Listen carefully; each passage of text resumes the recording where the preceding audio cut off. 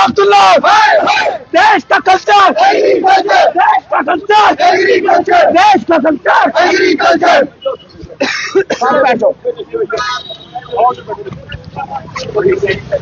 Student union जिंदाबाद, student union जिंदाबाद, देश का कल्चर, एग्रीकल्चर, देश का कल्चर, एग्रीकल्चर, देश का कल्चर, एग्रीकल्चर।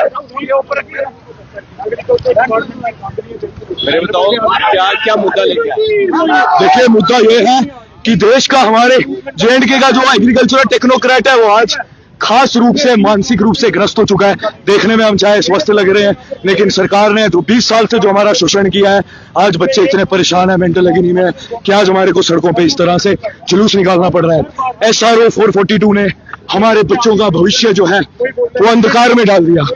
SRO कभी 433 लाते हैं, कभी 442 लाते हैं, जो एग्रीकल्चर स्टूडेंट्स हैं, जो UG PG PhD करके इतने साल पढ़ के अपनी पढ़ाइयां कर करके मर जाते हैं बेचारे। जब वो नौकरी ढूंढने जाते हैं तो वो वहां देखते हैं कि उनके लिए जगह ही नहीं है।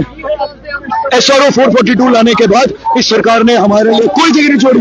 100% प्रमोशनल ग्राउंड पे नौकरियां रख ली और रिक्रूटमेंट बेसिस पे नौकरियां इन्होंने बिल्कुल बंद कर दी। नॉन गेस्टेड की बात कर रहा हूँ। गेजेटेड में 80% 20% कर दिया, जहां 80% प्रमोशनल ग्राउंड पे है और 20% सिर्फ रिक्रूटमेंट ग्राउंड पे है। क्या ये इंसाफ है? देश का नौजवान, देश का एग्रीकल्चरल टेक्नोक्रेट इतना काबिल है। आप एक जगह बात करते हैं डबलिंग द फार्मर इनकम की, आप एक जगह बात करते हैं भारत देश की GDP और इंडियन इकोनॉमी की बैकबोन एग्रीकल्चर है, और आप किसानों के साथ और एग्रीकल्चर टेक्नोक्रेट्स के साथ ये सलूक करते हैं। देश का ग्लोबल रैंकिंग आप करप्शन परसेप्शन इंडेक्स में देखें 96 है। देश की ह्यूमन रिसोर्स डेवलपमेंट में हम बॉटम लेवल पे जाके तैर रहे हैं। देश में R&D की बुरी हालत हुई पड़ी है, और आप बात करते हैं विकसित भारत की। ऐसे आएगा विकसित भारत? देश का एग्रीकल्चर टेक्नोक्रेट इतनी काबिलियत रखता है, आप एक दिन के लिए हमारे हाथ में पावर देके देखिए।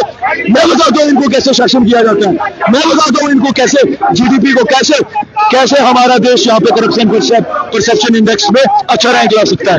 हमारे देश में धांधली हो रही है, जमीन मार दी है हमारे नेताओं ने।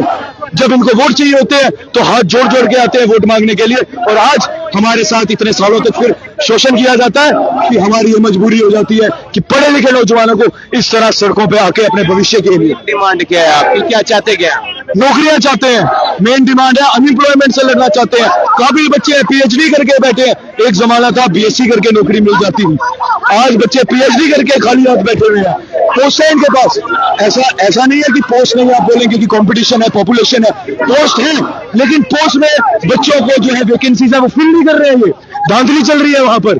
SRO में बार बार बोल रहा हूँ 442 में इन्होंने 100% प्रमोशनल बेसिस पे जॉब्स को कर दिया गया है। एग्रीकल्चर जॉब्स की बात कर रहा हूं मैं। इसलिए आज PhD करने के बाद, UG PG सब पढ़ाई करने के बाद हमारे आवाज उठा रहे हैं 20 साल से। ऐसा कोई सेक्रेटरी, ऐसा कोई मिनिस्टर हमने नहीं छोड़ा जिसके हमने चक्कर नहीं काटे हो। फिर भी सरकार के कानों तले जू नहीं रेंग रही है। आप बताएं हम क्या करें, हम मजबूर हो चुके हैं। आप बताएं हम क्या करें। आप नाराज किससे? प्रशासन से नाराज, सरकार से? हम प्रशासन सरकार दोनों से नाराज है। ब्यूरोक्रेसी से तो हमारी उम्मीद उठ चुकी है, क्योंकि इतनी देर से हम ब्यूरोक्रेसी के चक्कर काट रहे थे। 6 साल से रो रहे थे इलेक्शन नहीं हो रही, सरकार नहीं है। अब सरकार आई है तो काम करो ना, काम करो, नहीं तो कुर्सी छोड़ो। अब काम क्यों नहीं कर रहे? They have failed. I'm sorry to say they have failed. As a government, as an administration, they both have failed. And they have played with our sentiments. जिस मेंटल एग्री में, जिस मेंटल टर्मोइल में इन्होंने हमारे को turbulence दी है, उसका भरपाई कौन करेगा? कल को बच्चा स्ट्रेस में, डिप्रेशन में जाके इसी पुल पे आके कोई कुछ हरकत कर देता है, कोई घटना घटित हो जाती है, उसकी जान की जिम्मेदार कौन होगी? सरकार या एडमिनिस्ट्रेशन? अब मुझे ये बात बताइए पहले। 20 साल से चक्कर काट काट के हम थक गए, हमारे पैर घिस गए, एड़ियां घिस गई हमारी, लेकिन फिर भी ये वो नौजवान है जो आगे और लड़ेगा, मरने तक लड़ेगा। हंगर स्ट्राइक पे जाएंगे हम। 24 घंटे में अगर हमारे को कोई अल्टीमेटम नहीं मिला, हम हंगर स्ट्राइक पे बैठ रहे हैं, चाहे हमारी जान चली जाए, लेकिन हम यहाँ बैठेंगे, हम बैठेंगे, हम बताएंगे किसान की ताकत क्या है।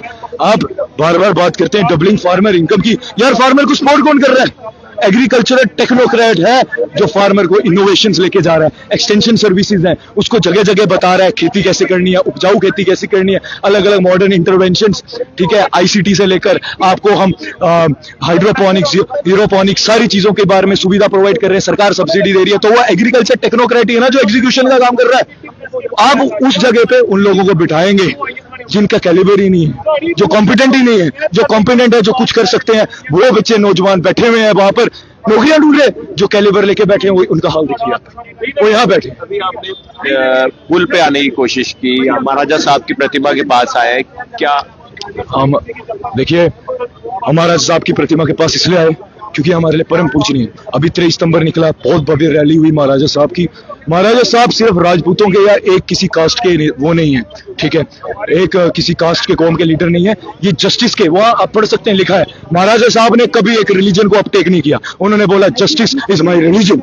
महाराजा साहब इम्पार्शियलिटी, न्यूट्रलिटी, अनबायसनेस और जस्टिस और लिबर्टी के प्रतीक है।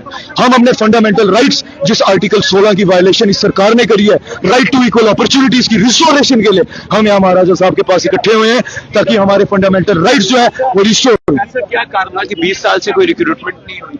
देखिए कारण यही है ना, नेपोटिज्म, कारण यहाँ पे बायसनेस, नेपोटिज्म, और वो लोग जिनके कानों तले जू नहीं रेंग रही, जिन्होंने पहले से ही बुकिंग करके रखी हुई है कि यहाँ पर सिफारिशें चलती हैं, एडमिनिस्ट्रेशन में फोन जाते हैं कि ये बंदा रिक्रूट होना चाहिए, ये बंदा नहीं होना चाहिए। अब सोचिए कैसा होता होगा, कैसा माहौल होता होगा जब यहाँ पे फोन जाके रिक्रूटमेंट होती है।